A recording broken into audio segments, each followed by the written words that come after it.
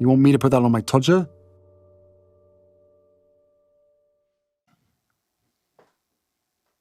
She snubs. Again. What is a snub? Well, the verb is rebuff, ignore, or spurn disdainfully. It also actually means, and here's a little bit of learning for you, to check the movement of a horse or boat, especially by a rope wound round a post, a horse snubbed to a tree. As a noun, it's an act of rebuffing or ignoring someone or something. As an adjective, it might be a reference to something that is short and turned up at the end, i.e. somebody's nose, snub-nosed. Harry's wife is familiar with the concept of the snub. Reason being, she regularly snubs and is regularly snubbed by other individuals. But here we're going to focus on her snubbing others, because she snubs again. As I'm talking to you, you'll see, coming across the screen, various snippets taken from Tinternet about the way that she snubs people, that she snubs the coronation, that she snubs the coronation again. And this is all demonstrative of the bullshit that she pumps out for the purposes of making it look like she is the one that's in control. She snubs the Met Gala. The simple fact is, she was NFI'd, not fucking invited. We all know. This is an event that Harry's wife would love to attend. An opportunity to extend her celebrity status, glamming it up with the A-listers. Turning up and receiving the fuel of the cheering crowds who probably wouldn't boo her because they'd be too polite to do so, and they're focused on celebdom rather than her poor activities and actions. Accordingly, she would receive fuel from these tertiary sources. They would show that they're under control, and that would mean that that great big rictus Cheshire cat grin would be on display as she sashayed along the red carpet into the relevant venue. It would give her the opportunity to acquire character traits from the A-listers that were in attendance, because in her deluded world, she would believe, I'm with my people. These are my kind of people. The people that are of equal status, or perhaps just a little bit beneath me. Finally, there would be the residual benefit. An opportunity perhaps to cozy up to individuals, to cut some deals, to monetize her appearance in some shape or form. And therefore, attendance at the Met Gala would very much accord with the pursuit of the prime aims. There's only one problem for Harry's wife. She was NFI'd. But of course, what Harry's wife then does is face a threat to control. She's wounded by the fact that she's not invited to this prestigious event, an event that her narcissism basically says, ooh, I wish we could go to that. It would be so good. But she's not, and thus significant wounding occurs.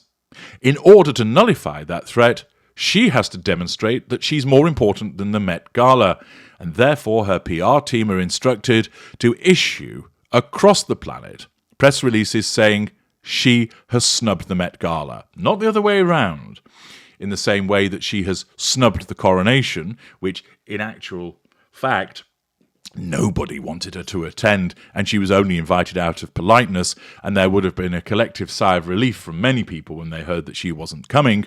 But it has to be portrayed as a snub. The reason being, she has to be the doer and not done to. So with the Met Gala, she has to snub again. She repeatedly does this. She repeatedly snubs events that she was never actually invited to. It's quite hilarious, really, because she's probably somebody who is regularly not invited to things, believes that she ought to be, and therefore feels that it is necessary for her to issue a snub. What's entertaining, of course, is that she didn't snub last year the shitty Indianapolis Marriott dinner invitation. Why? Because her narcissism was desperate for some attention. And therefore, it also meant that she got a residual benefit because it's quite clear that she will have been paid to attend. That she received that residual benefit, so she turned up to it. With the Met Gala, she wasn't being paid to attend, and she certainly wasn't invited. Therefore, the automatic response is issue a snub. If you can picture inside Harry's wife's head for a moment, and I know it might feel a little bit unpleasant for you, but ignoring the tumbleweed and the fact that there's a howling wilderness in there, there's a little person that is the narcissism, and it's got a keyboard in front of it, and it's watching the world, and it's got a heads-up display which will say, incoming threat to control. So, for instance, up on the screen flashes, NFI'd Met Gala, incoming threat to control. Some sirens will go off. Ooh, ooh, klaxons blaring. Ah, ah. And therefore, the narcissism has to do something to nullify that threat to control. So it looks at the keyboard and the facade lights flashing, which is saying the range of manipulations that you can use have to be commensurate with the facade. So, for instance, the option of carpet bombing, the event where the Met Gala is taking place, is off the table. Can't do that. So instead, probably the button that says snub on it is front and centre.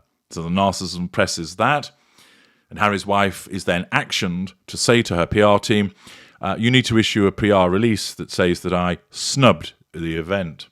It's quite entertaining because a little perusal of her name with snub basically shows that she's either snubbing events or that she's been snubbed because she is so wonderful that people don't want her there because they're basically envious of her.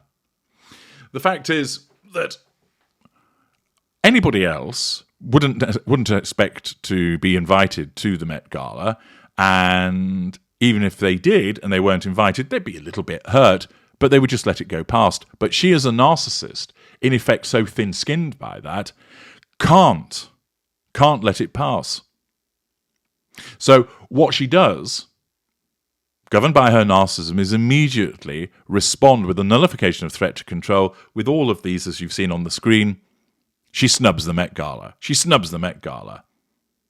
And of course, many people think, gosh, this must be exhausting for her, always having to respond to a non-event in effect. She wasn't invited, it's a non-event. But it isn't exhausting for her, because that's the way that she's designed. Do you think a shark's exhausted by swimming in the sea and eating other things? No. You'd find it exhausting because you're not designed to live in the sea, but the shark isn't. That's what it's designed to do. And she's designed to assert control, draw fuel, get character traits, get residual benefits. She's designed to be manipulative.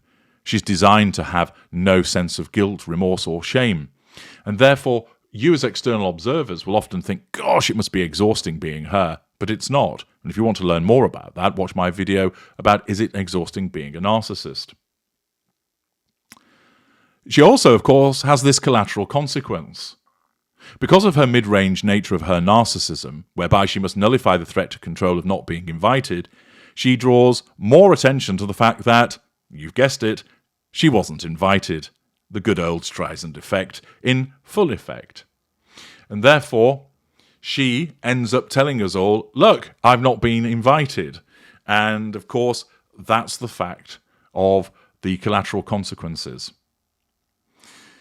It also makes it more difficult for this new agency that she signed up for, because she repeatedly attempts to tell us that she's a feminist, that she's some kind of equity queen, that she's some climate warrior, and that she's beloved by all.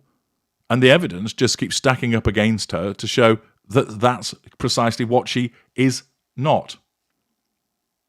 She's not invited to things unless it suits the agenda of the invitee, or there's some kind of money exchanging hands. But here, she once again has to snub because it's necessary for her to nullify that threat to control. And so it works in the instant, of course, but it then creates the collateral consequence of everybody going, oh, right, yes, we all see the snub, yeah, sure, right, chinny wreck on, beards, I'm growing a beard. Basically, everybody sees that she wasn't wanted. But she Can't accept that. I'm H.G. Tudor. Thank you for listening.